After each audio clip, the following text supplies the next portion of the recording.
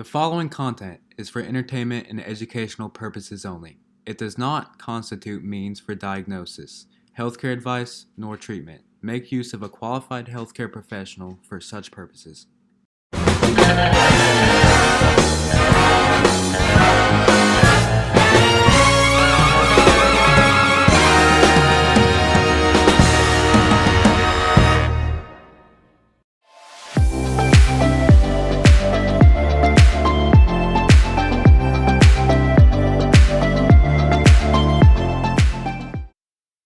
Good morning, everyone. My name is Dr. Charlene Ortiz, and today we are going to talk about the aspects that we utilize in order to learn. To me, this is one of the more interesting lectures because we understand what mechanisms are in play and the role that they play in order for us to start learning. That could be learning through classical conditioning, operant conditioning, and today we're going to see a few examples of what does that look like. It's immensely important for us to know how is it that individuals and animals learn, because it provides us an understanding as to why people behave the way they behave, right? So if I am able to know the mechanisms that are in play when an individual is learning, I can also teach an individual how to do new things and also assist people into unlearning. So for those of you who are going to move forward into practice, you'll find this immensely useful because whenever you are engaging in therapy with your own clients later on in the future, you'll see the mechanisms that are in play, and therefore, how is it that a client or a patient learns something, and then how is it that we can actually have that removed, right? We can actually start doing other things in order to remove that set behavior. And remember, the psychology is in the business of predicting behavior, right? So our job is to predict behavior in order to, first of all, understand what is common and typical and normal and what is abnormal or bizarre, right? And in that case, we can start moving more into the clinical side and start a diagnosis process. So that's why it's so important for us to understand the mechanisms of behavior and how is it that we learn. So let's get started.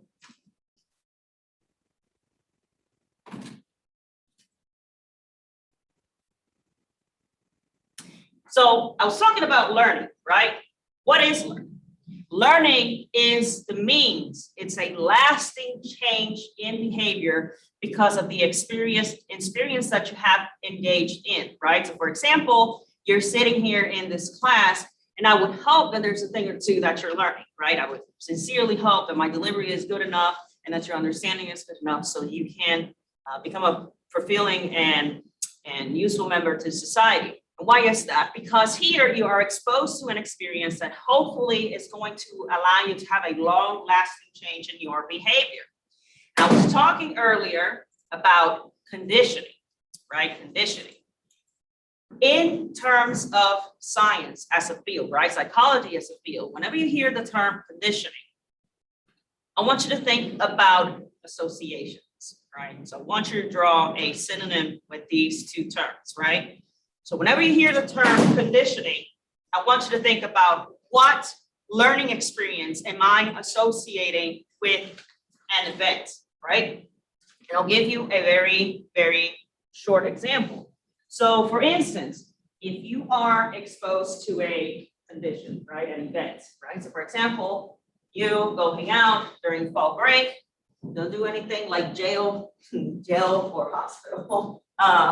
Fun, that's what I usually say, don't have jail fun, don't have hospital fun, have enough fun, okay?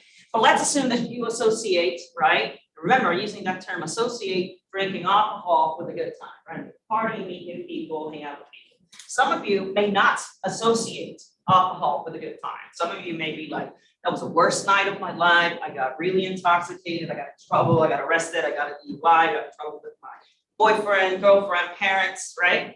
So notice that because of an event, right, because of two conditions, right, you started associating one that should be neutral, which is drinking alcohol, right? You started associating drinking alcohol, for example, a good time, or you started associating drinking alcohol with a bad time, right? So for example, you got in trouble, got a ticket, things of that nature. So notice that every time we use the term conditioning, I want you to think about an association between events, drinking alcohol, event number one, having a good time, or drinking alcohol. And the second event would be having a bad time. Now, this sounds immensely similar to a process that we call classical conditioning, right? Classical conditioning. Classical conditioning is a method that we use to learn. And that is, we have a stimulus, right? We have a specific stimulus. And this stimulus is going to later acquire a specific capacity that is generally associated with another response from another stimulus. Right?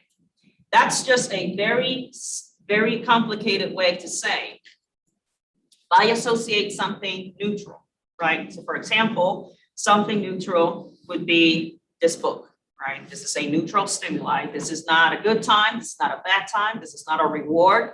And this is not a punishment, right? So eventually, if I start associating this book, right, or another set of stimuli, so for example, light or sound, if you recall from our previous lectures, notice that now when I start associating that light with another reaction, it's going to be evoked by another stimulus. So for example, a stimulus that normally be associated with fear. And I'll give you an example. We're driving downtown, having a good time, and normally lights wouldn't necessarily cause any sort of fear. But all of a sudden, you see those flashing blue lights, right? So now you have associated something that should be for another stimuli, right? So for example, fear, like, uh-oh, I see the flashing lights right behind me, right? So that is association because of a previous event, you might have been pulled over, right? So now we start associating that stimuli with a negative stimuli, right? So for example, I'm going to be pulled over. I'm going to have a really bad time. So any questions about classical conditioning? We're actually going to see some fun examples for classical conditioning. How is it that we understood for the first time classical conditioning? Well, some of you might have heard of Ivan Pavlov, right? And he was a Russian researcher. And ironically, when he started learning about our reflexes, right, classical conditioning, right, associating one stimuli with the next, he actually wasn't studying that at all whatsoever, right? He was studying the digestive process in dogs. He wasn't even interested in anything learning, right? So the things that we know now about classical conditioning, all the science and all the studies that has happened since then, notice that he almost found it by chance, right? He was not researching that topic whatsoever. I believe that his research was actually military oriented, right? He was studying the digestive process in dogs. And I think it had something to do with some sort of military research that he was trying to do for the military at the time. So who can tell me, if any of you, who can tell me what Pavlov did? Who has heard the name before? Yes, ma'am.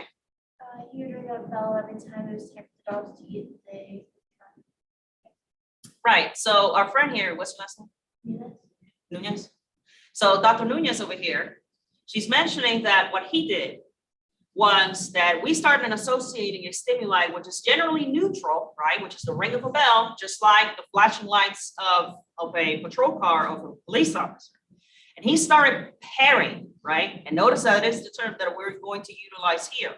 He started pairing the sound, which is the stimuli was sound, that would stand out to this animal, right? And in this case was the ringing of a bell.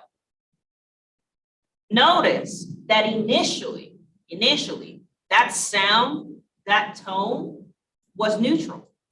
It was a neutral stimuli. Because it was neutral, it didn't produce any response, right? It is a neutral stimuli. Just like, for example, if you have never seen a cop car before, if you've never seen flashing blue lights or heard a siren, that stimuli is neutral to you, right? But you have been conditioned in our society, every time you hear a siren, right? Or see the blue lights, or see red lights from an ambulance, you've been conditioned that that means an emergency, right? You pull over when you start hearing the siren, or you see an ambulance or a patrol car, right? So notice that initially that stimuli was neutral. That is very important when we're talking about classical conditioning. because that initial stimuli had absolutely no bearing in your behavioral response. It had no bearing whatsoever. But what happened afterwards? So we go back to our slides. Pavlov started pairing. He started pairing this neutral stimuli with a stimuli that we want to associate with that desired response. What does that mean in the Queen's English, right? That means, go ahead. No, you can go ahead. That's fine. I like it when people. It was, he started pairing the bell with food. Right. And once the dogs heard the bell, they would salivate. Right. So Dr. Dr. Tyler over here, what he's mentioning, I'm getting better, I promise. I'm really bad at this. And I'm really bad at recognizing faces and remembering names, and then everybody wears a mask, so I'm only half as good at doing something that I already, sucked at. But moving on. Food is desirable, right? Sex is desirable, sleep is desirable, right?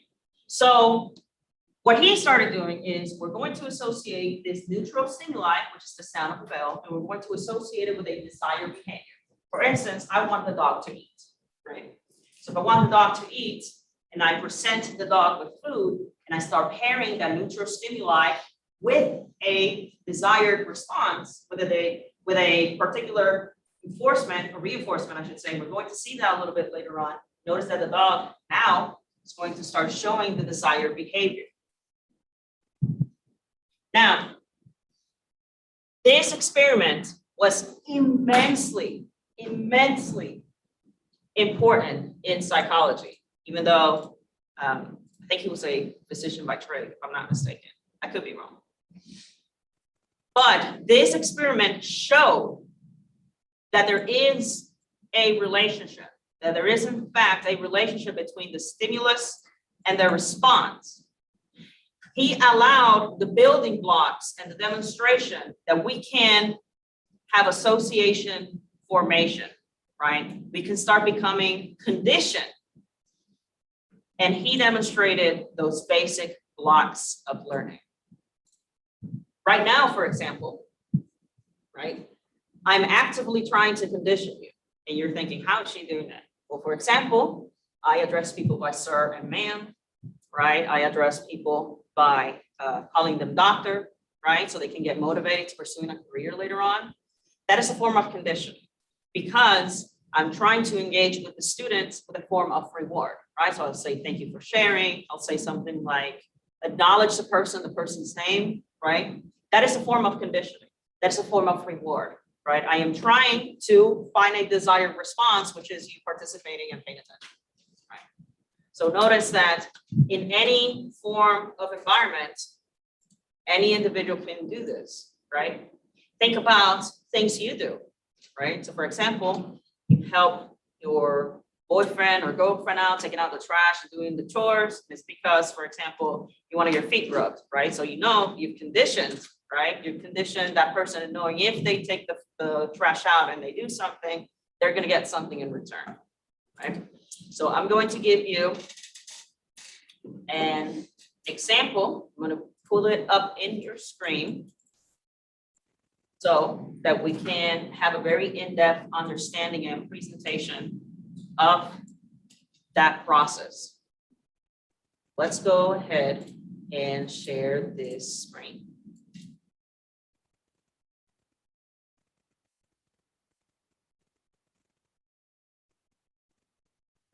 Behavioral psychologists have come up with new views, not only of animal behavior, but of human nature as well. And these views all concern a process that we take for granted, learning, because we are all truly born to learn.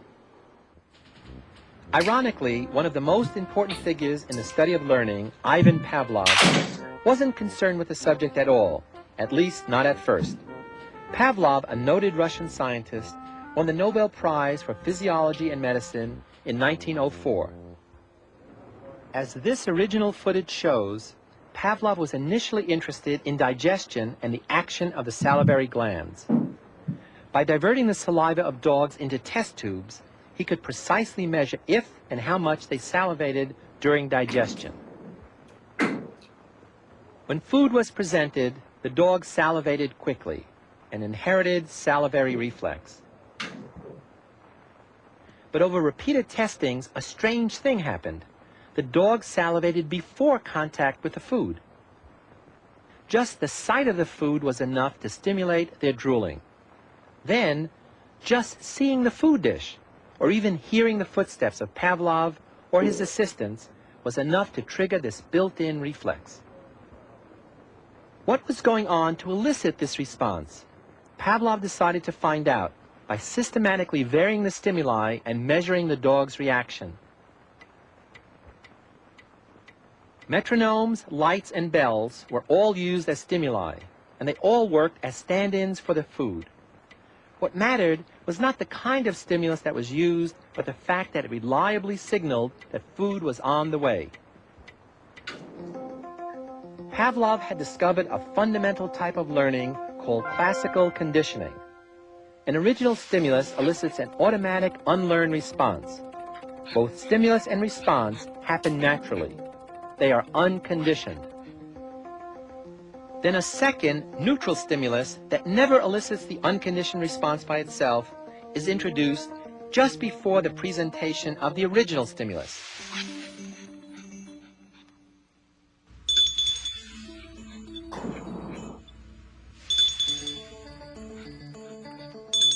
If the neutral or signaling stimulus is presented alone, and a response occurs as if the original stimulus were still there, we say that conditioning has taken place. The arbitrary neutral stimulus becomes a conditioned stimulus. The reverse is also true. Pavlov and others studied the extinction over time of such conditioned responses. When the subject learns that the conditioned stimulus no longer signals a desired event, the acquisition process is reversed, as the learned connection is gradually weakened.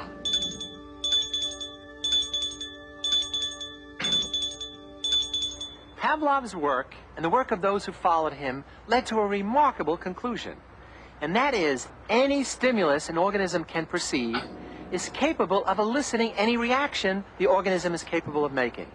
This means that virtually any sound, sight, or smell can influence the way our muscles tense or relax, our moods fluctuate, or even the way our attitudes are formed. For instance, if I say, relax, and then do this, you're going to be startled and upset. After 5 or 6 pairings of relax, just saying the word relax is going to generate a negative response rather than its usual learned reaction. So in this particular instance, right, what we learned is that we will have an unconditioned response, right? We will have an unconditioned response, which generally occurs naturally, right? So we're going to have a response that generally occurs naturally, right? And later on, we start associating, because of learning, right? We start pairing one neutral stimuli and that unconditioned stimuli. We have an unconditioned response, which is, in the case of the dog, salivating, right? So then we start seeing that we can actually start guiding that behavior, right? I can actually, so who knows who that guy is? Anybody know? Andy? That's Zimbardo. That's the gentleman who did the prison experiments. He's somewhat of a pop culture. He's still around, by the way. I think he's like 90 or something. He's still around. The Stanford prison experiment? Yeah, that's him. The guy that was talking. So he has that hair club for men though. Did you see that? He's like 90 now, but that hair is black. So remember that we start associating that unconditioned response, right? So for example, we start pairing it with that neutral stimulus. Now we're going to have a desired response. And you're thinking, what does that have to do with anything, right? I'm not a dog. I'm not salivating over dog food, right? Thinking, what does that have to do with anything? That is because whenever we start pairing this stimuli, we can start having associations with things that are generally not, for example, fear-producing or anxiety-producing or depressive. Let's talk about a little bit about those terms first. When we're talking about an unconditioned stimulus. We're talking about an unconditioned stimulus. I want you to think about that specific stimulus that we generally don't have any pairings with. It simply results in that unconditioned response with no previous conditioning, right? It occurs naturally, right? For example, seeing food and salivating, that will be an unconditioned response, right? When the dog sees food, we start salivating, we need those enzymes going so we can digest that food. So notice that initially, that would be an unconditioned stimulus. Therefore, that unconditioned response is going to be the reaction to that unconditioned stimulus.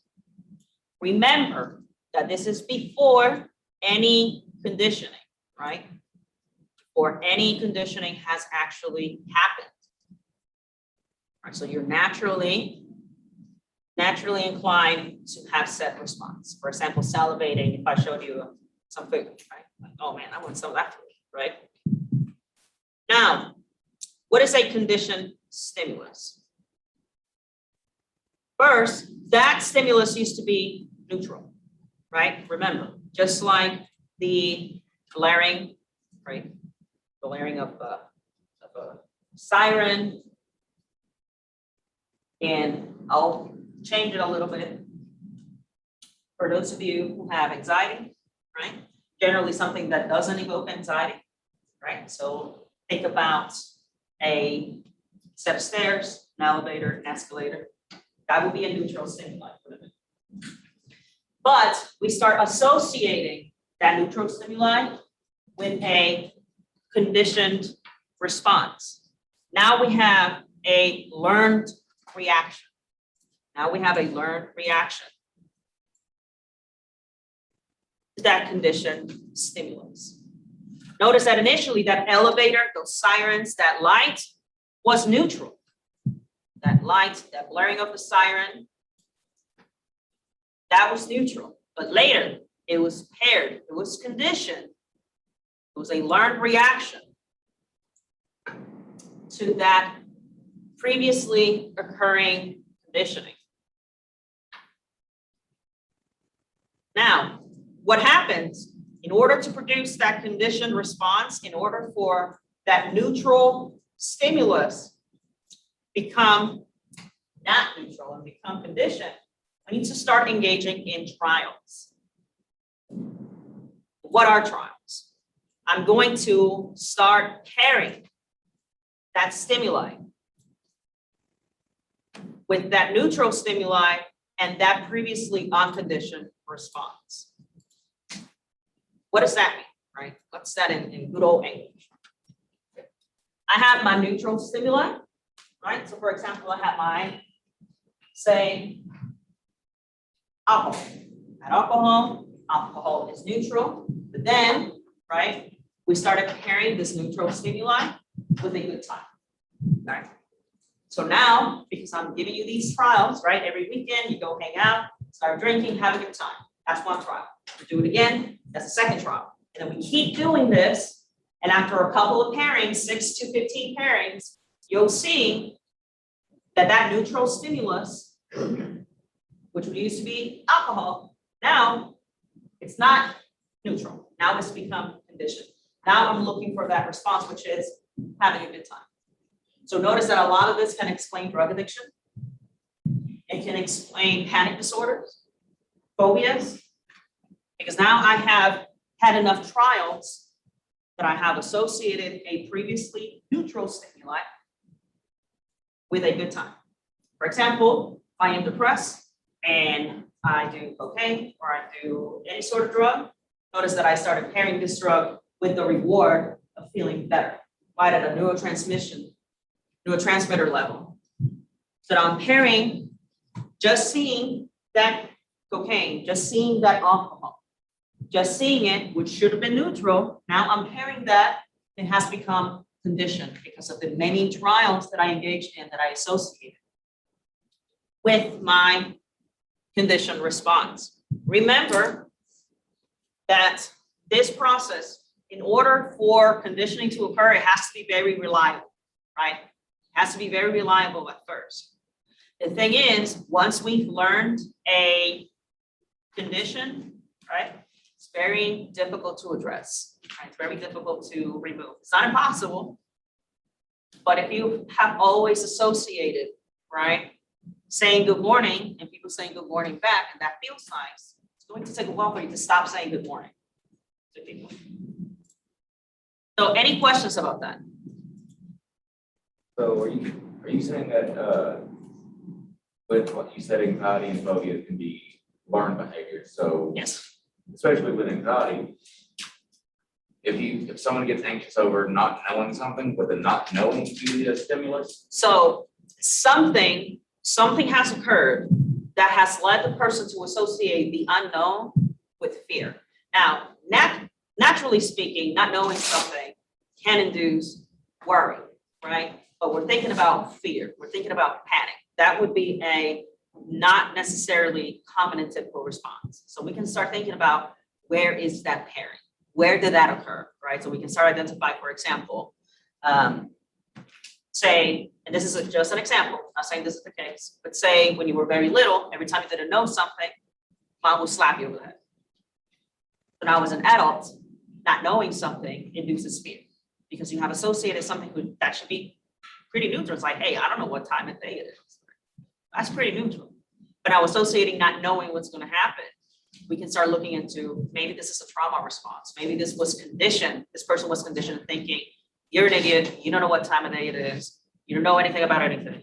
And then you got slapped over the head. It was a very negative stimulus that should have been neutral, just not knowing. And then now I'm associating not knowing with me being an idiot, with me being unfit for something. And then that starts producing panic. Does that make sense? Is positive or negative stimuli have a greater effect? We'll talk about that too. We'll actually see a really good example. We'll see a really good example. Yes, sir. It's kind of similar to that. I'm guessing it might be something that's talked about later, but is it kind of down to the sort of signs? Like, is there a consistent pattern in what sort of level of negativity or reward basically corresponding to how many times it needs to be repeated to form the response? Like, like sometimes it's like PTSD, it's like one time and now it's like deeply ingrained in you versus like other things that are less powerful. That is a really good question. So does it take more than one time or just one time? That depends on the strength of the stimuli, right? So for example, people who have PTSD and say, you know, they were in a car accident one time, right? But now they're associating any 18-wheeler with panic, with fear, right? With what's going to happen, I'm going to be in a car accident. You're absolutely right. Another good example of that is taste aversion, right? So for example, for some of you, right, it took one bad hangover to not drink again, right? So we associated the stimuli of drinking with now a really horrible time. So now for some of you, it only took one time, it only took one trial to say, I'm not doing this again, right? I'm not ever doing this again. With food, right? So for example, when we have food poisoning, right? Maybe the response was so severe, right? You ate, I don't know, chicken nuggets and you ended up in the hospital, your stomach had to be pumped, right? It only took one time for you to say, I am never eating chicken nuggets again. So it can occur. It can occur with one time. Drugs, for example, some people only need to do cocaine one time to say this is the best thing that's ever happened in my life. So now they're going to keep doing it. We can't do it with just one trial. It is possible, but that also depends on the strength of the stimulus, first of all, and it depends on the type of reward that I experience. What's the reward or the punishment that I received during that time? Was it really aversive or was it rewarding? It can take just one time, for sure.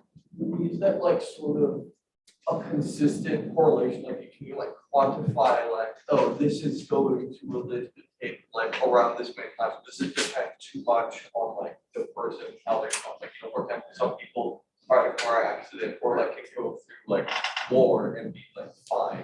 Because others are utterly traumatized. So in psychology in general, just in general, right? So when you compare psychology to other fields, for example, physics, you know, it's pretty consistent, right? So if something goes up, it's going to come down, right? It's pretty consistent because generally there's not that many variables that went into this object going up and then down, Whereas in behavior, there is a lot. There is a lot of variables. For example, maybe this person was in a car accident, had a good supportive family, had good medical care. This person didn't lose consciousness in the accident. So now we start adding all these little variables that can impact whether or not this person is going to have PTSD, sex, and gender. So for example, fun little fact, Hispanic females are the ones that are more prone for PTSD. But you never hear about that, huh? I hear about that. Yep. They're more prone to PTSD and experiencing the most severe symptoms. What? So notice how race and gender also had a role. And you're right, there is statistical analysis that we can do for that. But remember, psychology as a science, it does rely on statistical procedures and scientific procedures, but there's so many variables to take into account, right? Some person. Complicated too. But now, like, yeah, if you have this happen, you're gonna be trouble. Right. So that would be more like cause and effect. And generally in psychology, we deal more with correlations than we deal with experiments. We deal with quasi-experiments, for example. So where we can manage that independent variable, manipulate that stimuli, right?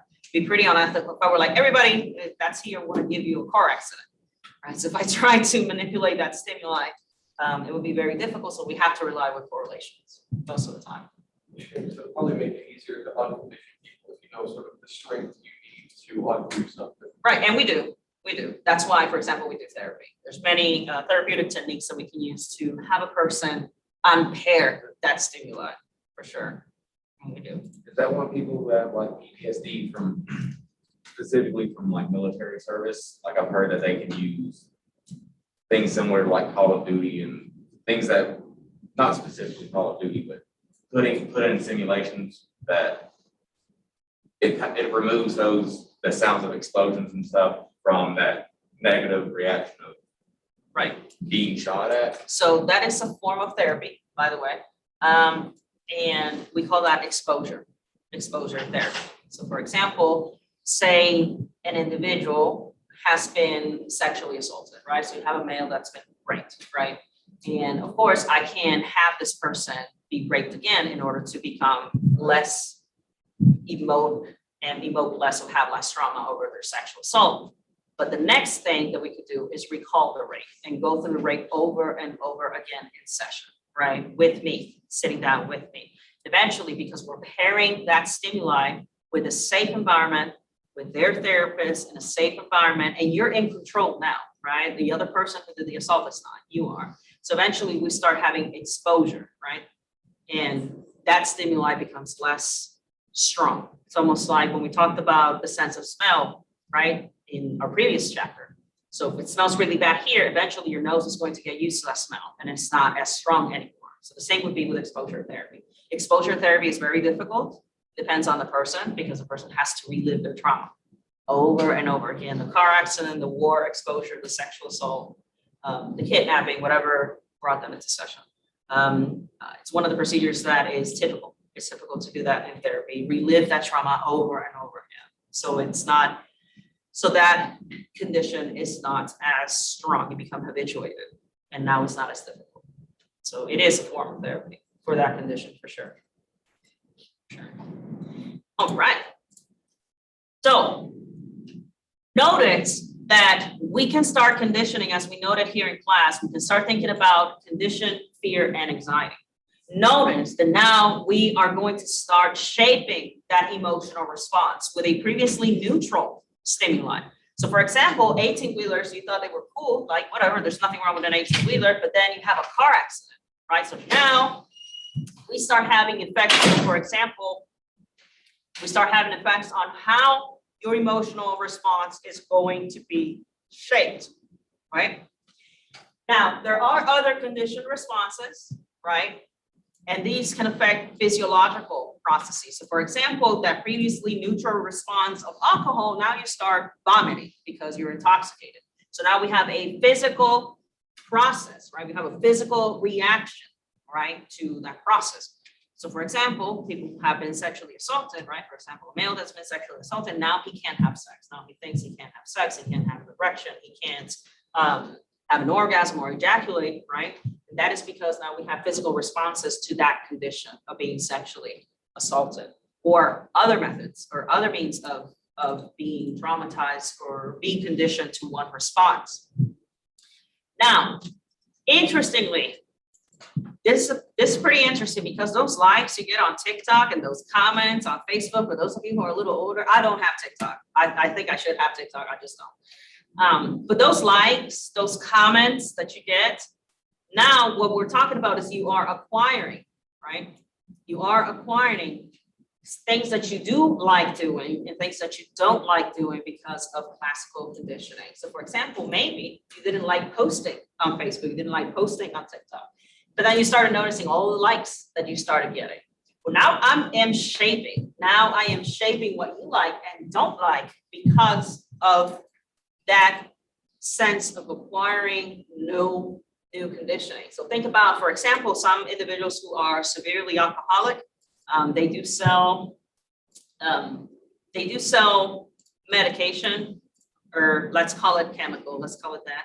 And what happens is whenever the person starts drinking and they engage in the intake of this chemical, immediately a drop of alcohol is ingested, they will vomit, right? It is the intent of that chemical is to make the person throw up every time they drink alcohol. So we start associating, I used to like this, I don't anymore, because immediately when I ingest this alcohol, I will start vomiting, right? So that is another method that we use in order to change that like that you had for alcohol and how we're going to turn it into a dislike. All right. Now, we were talking about classical conditioning as a method of learning, but we also have operant conditioning. Operant conditioning. And this one, you might be a little bit more familiar with, right? So in the sense of operant conditioning, it is a form of learning. But now we have voluntary responses that are going to be controlled by your consequences, the consequences that you're being exposed to. So what does that mean, right? What does that mean? Well, very simply, you have a choice, right? You have a voluntary response, right? Notice that with classical conditioning, it occurs very naturally. You start associating one with the next, right? So for example, you start associating the color red with attractiveness. So every time you see, a young lady or a young man wearing red, it's like, ooh, this person looks nice, right? Because you started naturally associating with it. But with operant conditioning, it's going to be controlled by their consequences. So let's think about how does that occur exactly. Whenever you are exposed to a favorable consequence, generally, statistically speaking, if your behavior is followed by a favorable consequence, there is an increased likelihood that you're going to repeat that behavior, right? There's an increased likelihood. So for example, if you're walking down the hallway here in our building, and you hold the door open for someone, and someone says, hey, that's really nice of you, thank you, you're such a gentleman, you're such a nice lady, or whatever. That was a favorable response. It made you feel good, did it? It made you feel good that someone said that to you, right? That increases the chances that you will hold the door open for the next person next time. Just like, for example, when I acknowledge you when you talk to class, right, what's your name? Repeat what you said so you know that you've been heard, that you've been heard. I'm trying to condition you into having a positive, favorable consequence. It's like, ooh, Dr. Sharp, that's my name. Oh, Dr. Sharp, she knew what I said, right? But she paid attention, right? That felt good, right? So because it's a favorable consequence, that increases the chances the next time you're gonna raise it. Or increases the chances like, hey, I want to do, let's say I want to meet Dr. Sharp for office hours, or I want to talk to her, she seems approachable, I can send her an email, right? That increases the chances that you're going to do that behavior, right? How does this happen, right? How does this happen? It happens by a cute little term that we call reinforcement. A response, right, a reinforcement, just like with my friends here in engineering, it's basically we're going to strengthen, we're going to make this foundation stronger because it led to very rewarding consequences. So for example, if you study 10 hours, right, and then in the exam, you get 100, that little number that you saw on your screen, that number is a reinforcement, right? being praised by your loved ones, being praised by a stranger. It's like, hey, you look good today, right? That was a reinforcement. That made that response that much stronger, that reward that much stronger, I should say. And that will increase the chances of you engaging in this behavior again. Let's look at a more real life example. You have, and with some of the individuals that I have worked with, say, for example, this person, it sucks to work 40 hours a week, right? It sucks to have to study and go to school 40 hours a week, right? But what if I cheat, right? What if I steal, right? I'm going to get a sense of reward, right? So for example, if I go out to the street and start stealing cars, right? Which is a very common crime. And I start, breaking into cars and selling them afterwards. My reward, I didn't face any punishment. Therefore, that strengthened, that reinforced my ability to say, I'm going to steal another car. I'm going to go break into somebody's house. Any questions about reinforcements and the way that they work? All right, good deal. Now, I'm going to give you a quick example of one of those reinforcements, right? So in this little example that I'm going to show you here, we have something that we call the Skinner box. Skinner box. What is the Skinner box? Well, in the Skinner box, what we were trying to do is present a rat with a condition, right? We're trying to present them with a stimuli. And the stimuli, I want to go ahead and share my screen here. So notice that we have a rat, and this is called the Skinner box. And notice that in this particular cage, in this particular box, we have an animal, and it has this little lever right here, right? It has this little lever right here. Notice that every time this rat presses the lever, it's going to know and is going to receive a little pellet. Notice that that happened by chance, right? The rat did not know that by pressing this lever, it was going to get food.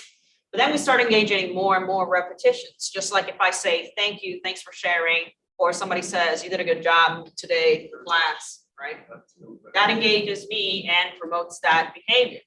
Notice that this rat, if I go ahead and play the video, notice that now it's associating this white light with receiving that stimulus.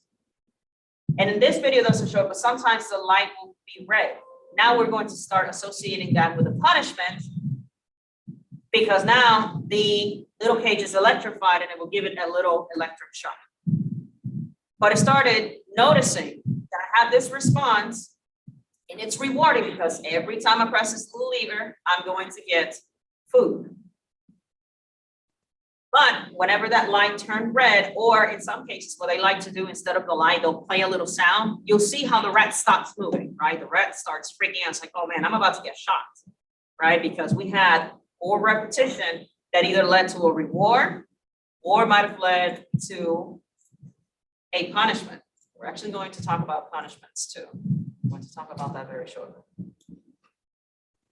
So in the Skinner box, as I mentioned, we're going to be given a specific, we're trying to look for that specific response because of the consequences, right? Because of the consequences. So the response is press that little lever, and your consequence is you're going to get some food. And notice that this response is controlled, right? This response is controlled. So the researcher is the one in charge of engaging whether or not they're going to give a little pellet of food or they're going to shock the animal. There's another one that's really interesting. They show it's a pigeon, right? In this case, we have the pigeon do little acts like turn around and you get some food, or peck here and you get some food. So it's actually pretty neat to see that. Now, let's talk about reinforcement contingencies, right? There are certain factors that need to be in play in order for that specific form of learning of being operantly, right? There's an operation, by the way, that's why it's called operant conditioning, because there's an operation that needs to occur, right? There's a behavior, there's an action that needs to occur. So what are those reinforcement contingencies? Well, first of all, we're referring to the circumstances, right, that are going to determine the actual presentation of that reinforcer, right? So for example, your ability to respond in an exam, right? So for example, if you respond correctly, right, you're going to get that little 100, right? That little A+. So there were circumstances that needed to occur in order for you to receive that little A+. Now, in this specific case, we're going to have a dependent variable, right? That dependent variable is the response that you're going to have over time, right? So notice that in this specific case, you're going to have that response, just like that little rat. The action, right? The response was that over time, this rat will continue to press that little lever every time it wants food. Also, when that light turns red, it's going to freeze because it knows that a shock is about to occur, right? So that response can be very persistent over time. Now, any questions about that? Okay, any questions about that? Does it take more for operant conditioning? Does it take more to get this response, I guess, in humans? You'd be surprised and no. No. It only takes one time to say, thank you for sharing in class, or I can say, hey, you look good, Peter. It might only take one time. It might only take one hangover to say, this is not what I want to do, right? Might take one time. Let's talk a little bit about the key terms about operant conditioning. Let's talk about acquisition. What that means specifically in operant conditioning is that now we are developing a new response, this tendency, this response that occurs over time. So previously, you didn't used to hold the door open for anybody. But now when people started saying, hey, thank you, or you're such a gentleman, or something like that, now you have acquired a new response that is going to be a new tendency. Now you are going to hold that door open for people. What is shaping? Shaping refers to that reinforcement. And what I'm trying to do is give you closer and closer approximations of that desired response. And what does that mean? What does that mean? Say you are in class and you're in class and you ask a question, or let's change it up a little bit because I keep using class. Say, for example, you're meeting someone new and you want to date and you're meeting somebody new, right? And you send them a text, right? And say it took them the first time, it took them 3 hours to get back to you, which I know for our generation, that's 3 days, right? If somebody takes like 3 hours, they're like, what are they doing? Right? We want that immediately. But notice that the next time you send them a text, instead of 3 hours, it takes them an hour. And the next time you send them a text, right, as you keep dating and keep knowing each other, say now, it only takes them like 5 minutes. The next time it only takes 30 seconds. Notice that the approximations of that desired response, which is, oh, he's texting me back, or she's texting me back, right? Notice that the approximations for that desired response, instead of being 3 hours, now went to 2, now went to 1, and 30 seconds, right? So the approximations of that desired response occur quicker. That is a form of reinforcement because, sure, it's nice that they responded, you know, it's better than ghosting, am I right? So it's good that they responded. First time it took them 3 hours.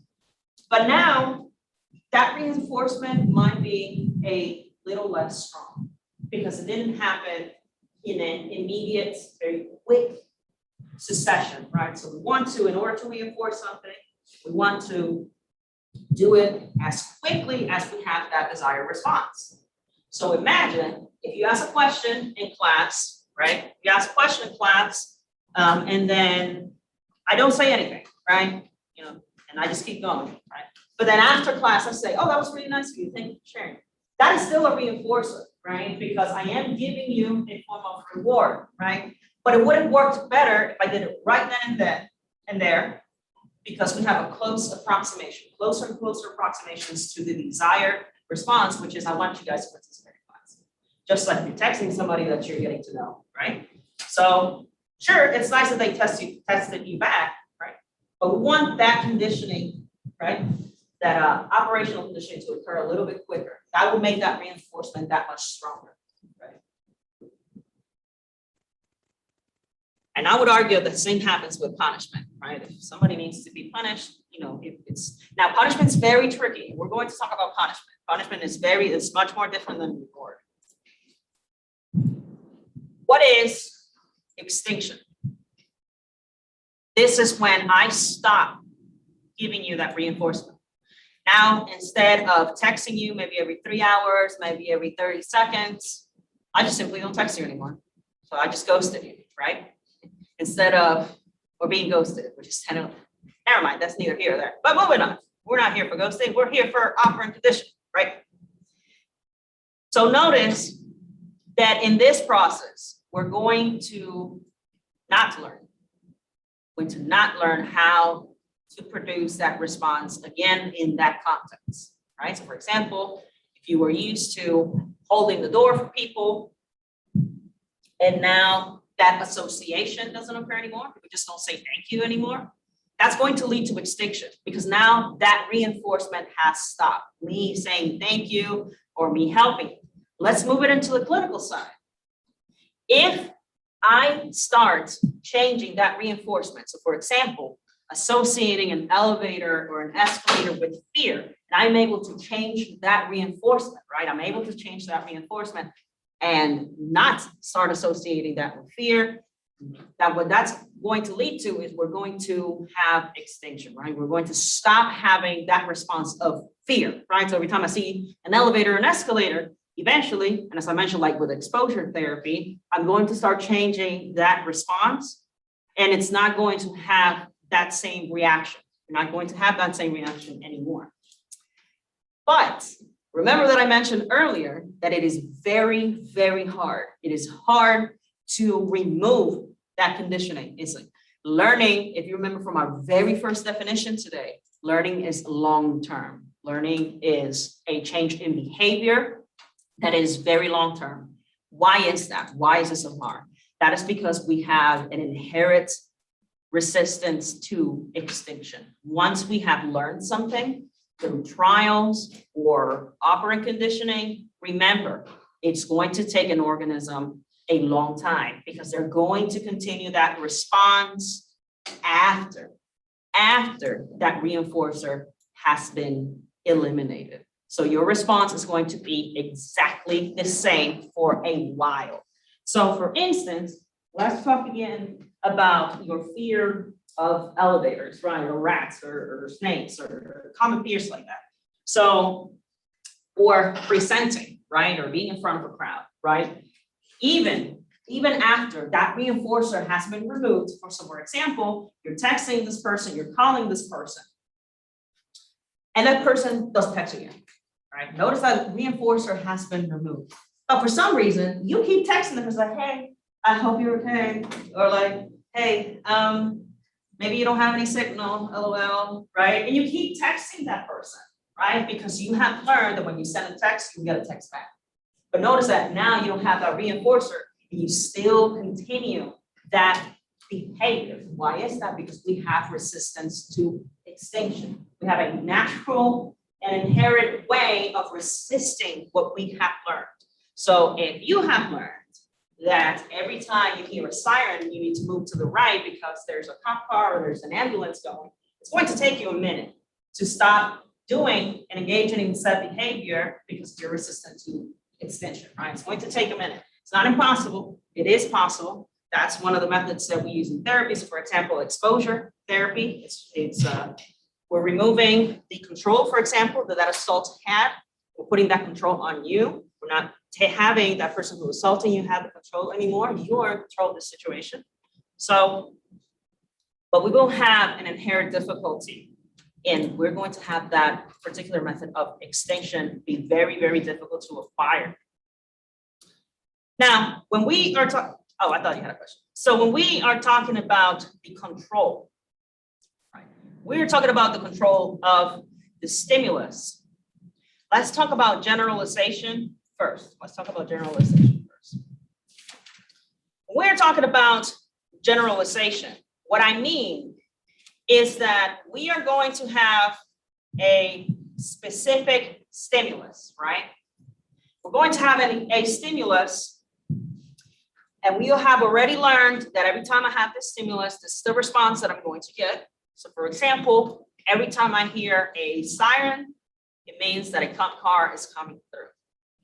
But notice that you're going to start generalizing that recognition of that stimulus. So now it's just not only sirens, maybe it's the blare of a horn, right? Maybe now it didn't used to, you were afraid of snakes, but now you have generalized that response. So now instead of being afraid of snakes, you're afraid of anything that's creepy crawly, right? So for example, a lizard, right? Now you start generalizing your response. When we are talking about discrimination when it comes to learning, right? When we're talking about discrimination, I want you to think about now you are able to quickly discern and take away from that stimulus. So for example, instead of being all sirens now, it's a very specific, just a one specific noise. Now, another way that we start having that stimulus control is that it is the preceding stimuli. Is that preceding stimuli that is going to influence that behavior, right? So, for example, it wouldn't be like if you are afraid of, or rather, if you hear an ambulance siren, right? It wouldn't be the stimuli that happened before that, right? It would be the stimuli that immediately preceded your response, right?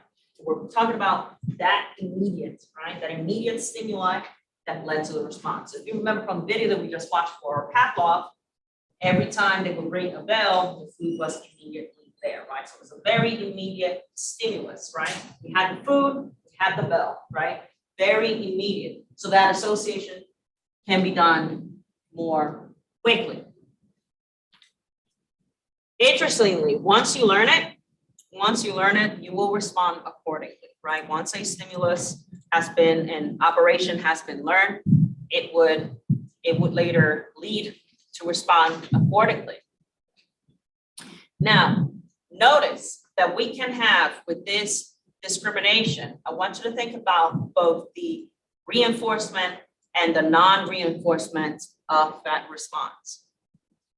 Now, generally, when we have that specific type of discrimination, it's very similar to that of your reactions for classical conditioning.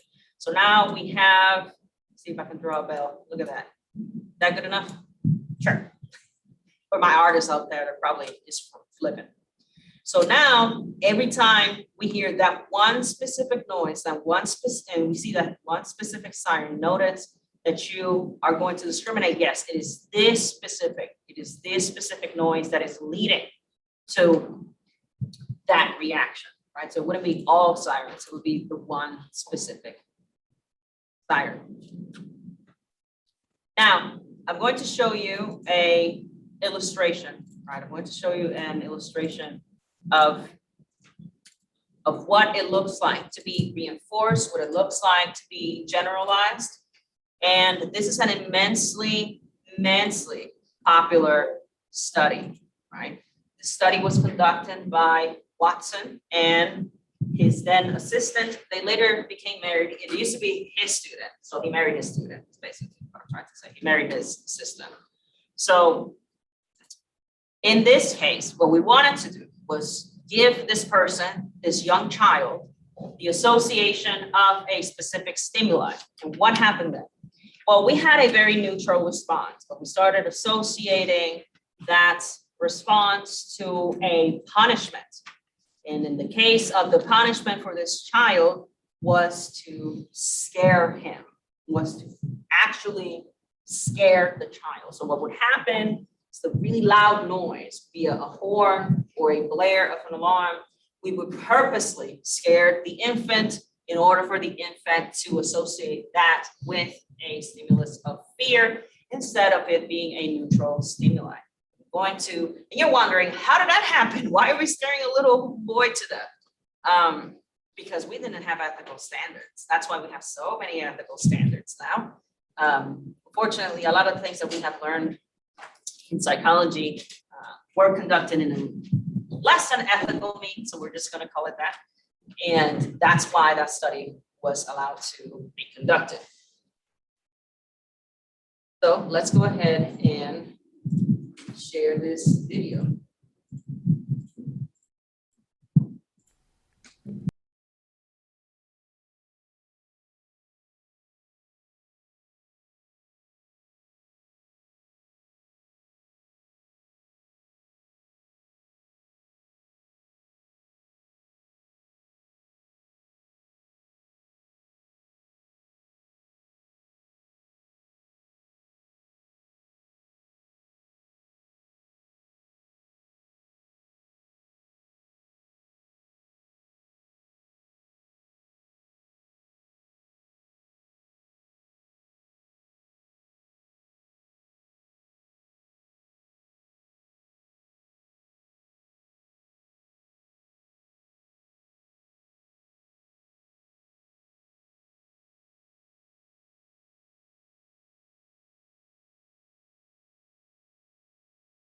Hospital environment, Albert developed normally and was very stable. Ivan Pavlov was indeed able to condition a dog. Could Watson now do the same thing in humans? Now to the actual experiment itself. First off, Watson presented little Albert objects that he was not afraid of. Objects that Albert initially liked. These included fire,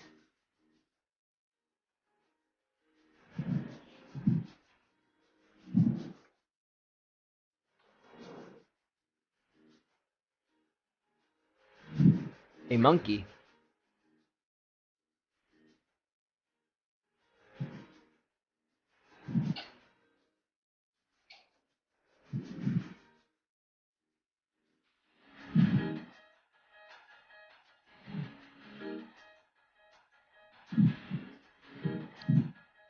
a dog,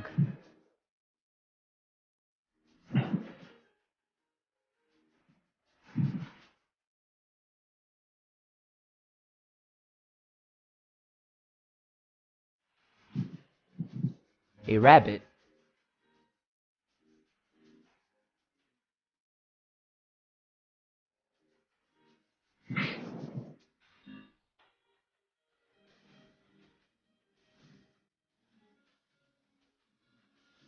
and finally, a white rat. Albert in particular liked the white rat. From all these clips, notice Albert's positive reactions. And now comes the conditioning. To start off the conditioning, when Albert reached to touch the rat, a loud bar was struck whenever Albert reached for the rat. Here, Albert first off fell forward and was startled, but he did not cry yet. But he reached for it for a second time and heard it, and then he started to cry. Watson had indeed conditioned a fear response in little Albert. Albert was then shown a rabbit. He immediately cried and got as far away as possible from it. Then a dog was also brought in. Albert did not cry right away. He was acting cautious, and it was only when the dog came right up to his head that he began to cry and tried to get away from it. After this, a seal fur coat was brought in. Albert turned away from it and was agitated.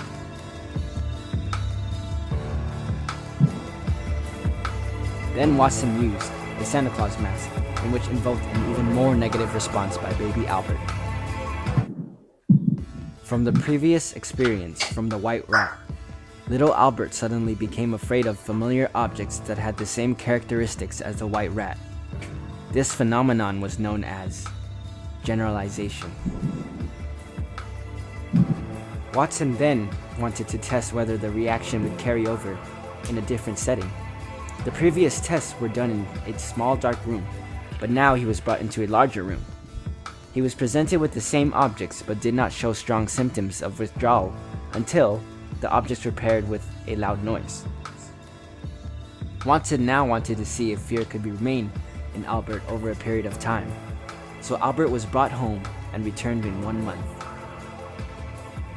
When he returned, he was tested with the same objects and paired with the same loud noises.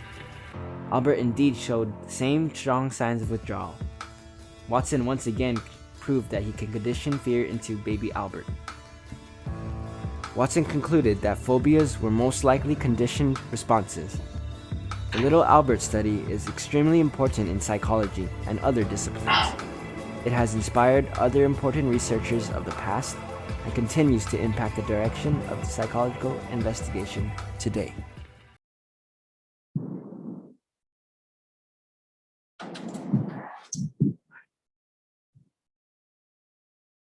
So if you're wondering what happened to little Albert, he did remain, he did keep his phobias, right? So he did keep his phobias, and he died. He died at the age of 6.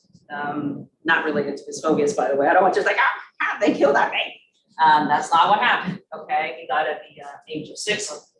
It's ironic because the study that Watson conducted, I think it lasted 7 to 8 years, and the baby's life was less long than the study that Watson conducted with his assistant. So the argument for phobias is that generally we have become conditioned, right? We have become conditioned of associating something that is neutral, right? So if you saw in the video, Albert was pretty okay with looking at that fur coat, looking at the rats, right? So it was actually, Ward was actually curious, right? He was like, oh, what is this, right? And looking at the monkey, he's like, whoa, what's this cool thing I've never seen before, right? Which, the first time I saw that video, I was like, why is this monkey next to this baby's face? Like, I was freaking out, right? I'm like, why is this monkey on his face? So notice that initially, Albert, it was a neutral stimuli, right? He was not associating that neutral stimuli of furry things, right, with something that was dangerous or fear-inducing. But what Watson did, he would make a loud noise, right? He would bang really loud every time he was pairing that condition, right? Not only that, what happened afterwards? Now, every time Albert saw something fluffy, right, or saw something white, he started to panic. So if you saw in the video, you see the child trying to crawl away after the stimulus was presented, because now we're associating this fluffy thing with fear, with that loud noise. Not only that, he started fearing other things that were not presented to him. So then we start seeing generalization. Not only that, afterwards, when he was returned into the lab, notice that that remained with him. He was still afraid of stimuli, even when it was not paired with that loud noise. So that is one of the explanations that we have for phobias, right? So when a person has a unrational or a not founded fear to a stimuli, because notice, for instance, that technically speaking, right, that lizard that you're afraid of cannot harm you, right? That lizard is just there. The lizard cannot harm you, but it produces a lot of fear in that individual. That is because probably in the past, this has been paired with something that you did associate with panic and fear. So any questions about the experiment of little Albert? It seemed like a really bad experiment. It seemed like a bad experiment or a good experiment? I didn't No, know. bad. Bad? Yeah. Why is that? Well, what if he was just afraid of Watson? And Like, you're he right. started associating all the bad stuff with Watson, because like, especially the Santa Claus mask, one, that thing was just creepy to begin with. It was and really then creepy. he kept getting closer and closer into out Right. space. Like that's not the mask being a stimuli, that's someone. Getting close. Yeah, And that's you what could I'm be saying. right. The only argument that I have against that is, remember that when he was originally paired with similar things, he wasn't afraid. After this fear and this crying only started occurring once it was paired with another stimuli, right? So we have conducted studies. I think this was, I can't remember exactly when it occurred, but we started conducting more studies about that. And sure, he could be afraid of Watson, But he then started generalizing to other stimuli. Yeah, everything was presented to him. Right, so remember that now afterwards, that remained with them, that fear remained with them regardless if Watson had presented it to him or not. And unfortunately, We didn't help either. he did not, and he died of, I think he had some sort of like brain problem, some sort of like fluid in his brain. I'm sure he did. But we think Watson did it. But no, he's not attributed with his death. Are there any? Of course, he's not. All right. Any other questions? All right. Well then.